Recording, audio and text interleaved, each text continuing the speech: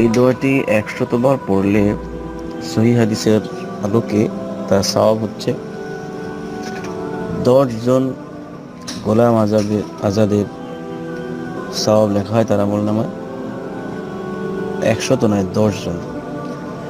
আর 100 সওয়াব বা ন্যাক তার আমলনামায় লেখা হয়, 100টি গুনাহ মাফ করে দেওয়া হয়।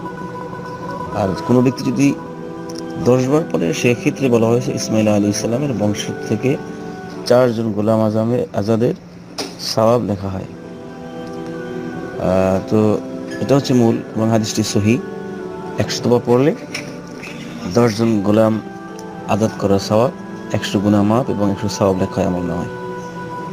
আর আপনি আরেকটা বিষয় জানতে চেয়েছেন, ইসমাইল আলাইহিস সালাম তার বংশধর কে? ইসমাইল আলাইহিস সালাম ইব্রাহিম আলাইহিস সালামের পুত্র এবং নবী ইসমাইল আলাইহিস সালাম।